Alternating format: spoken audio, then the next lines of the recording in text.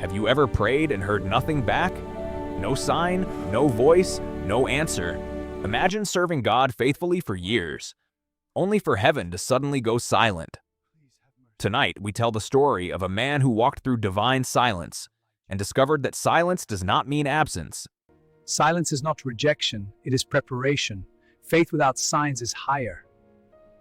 This is the story of a man who walked through divine silence and discovered that silence does not mean absence. He was not a king whose name echoed across nations. He was not a prophet who parted seas or called down fire. He was not remembered in songs. He was simply a man, a husband, a farmer, a believer. And perhaps that is why his story matters more than most, because he was like you and like me. Every morning, before the first light touched the desert hills, before merchants argued in the marketplace, before children chased each other through narrow streets, he would rise quietly. He did not rise because he had to. He rose because he wanted to. Faith, to him, was not a performance, it was rhythm. He would wrap his robe around his shoulders, step outside into the cool breath of dawn, and kneel on the sand that still held the memory of night. The sky would be painted in deep blue, stars fading one by one. And there, in that quiet in-between moment, between night and day, he would pray. Not loudly, not dramatically, just honestly. He thanked God for the ordinary things, for hands that could work, for eyes that could see, for a wife who smiled when he entered the room, for bread on the table. He believed God listened, not because he heard a voice, but because he felt peace, a steady warmth in his chest that told him he was not alone. After prayer, he would work. The desert does not reward laziness, it demands strength. He tilled soil that resisted him. He planted seeds without guarantee. He carried water beneath a relentless sun, but he did it faithfully, because he believed that obedience, even in small things, mattered. In the village, he was known as dependable. If someone borrowed from him, he did not demand repayment with cruelty. If someone wept, he did not hurry their grief. He was not extraordinary. He was steady. And steady faith is often the strongest kind. At night, after the final glow of sunset disappeared, he would kneel again, under a sky wide and endless, and once more he would feel that quiet assurance.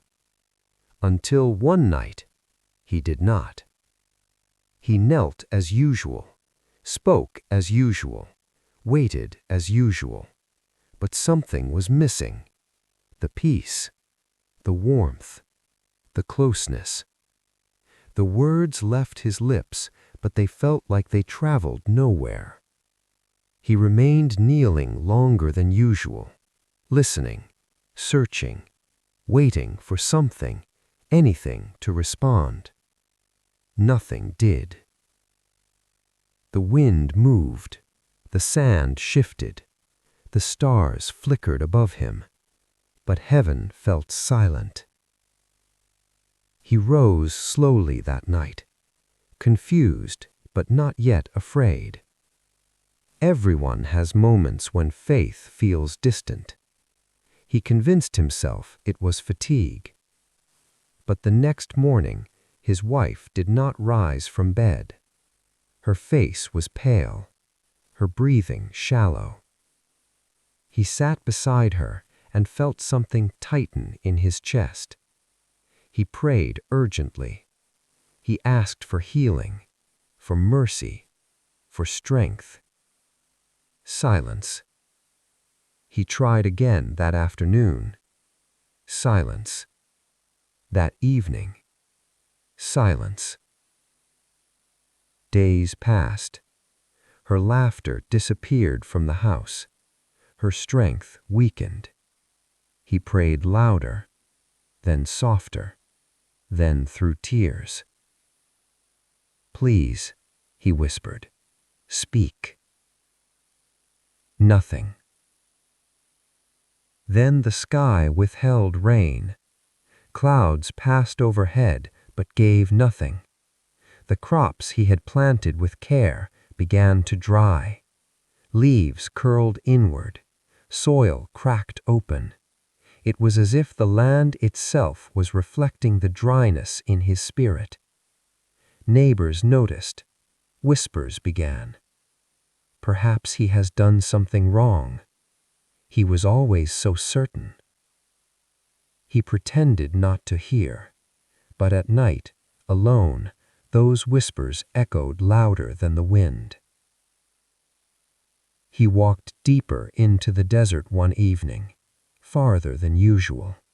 He needed space from voices, from doubt, from fear.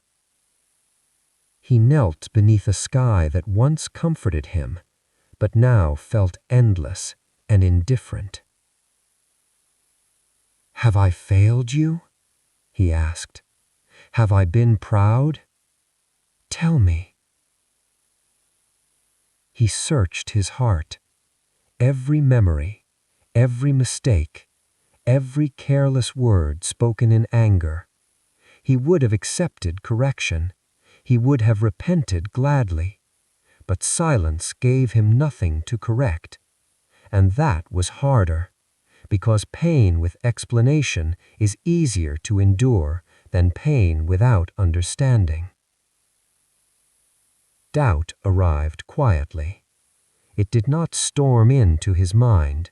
It slipped in like a shadow. "What if you were never heard?" it whispered. "What if the peace you felt was only imagination?" He resisted the thought, but doubt once planted does not disappear easily. He continued working, continued caring for his wife, continued living, but something inside him felt fractured. Then one night, for the first time in years, he did not kneel. He sat instead, looking at the horizon. The sky above him was clear, cold, unmoving.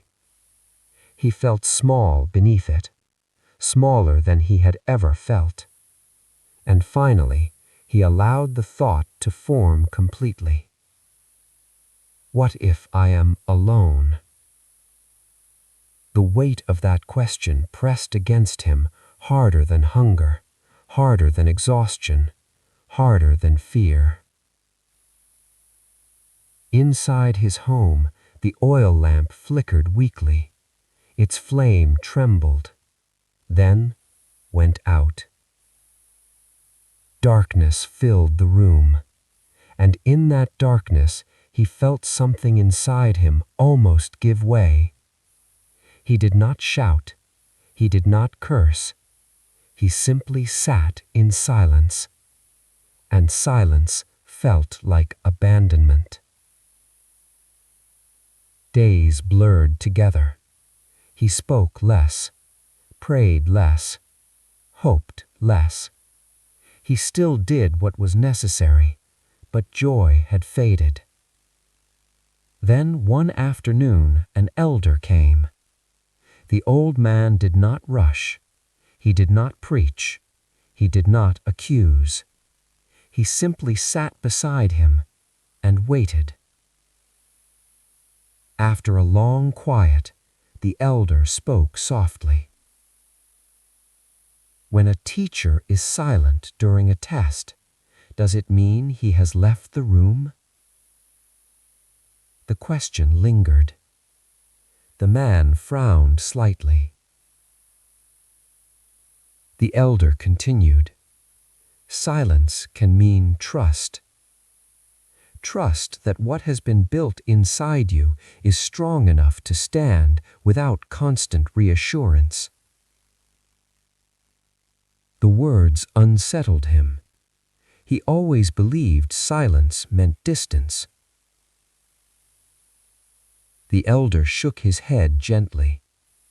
Faith that depends on constant signs is fragile, but faith that survives silence is unshakable. That night he thought about those words. Silence as trust. Silence as confidence.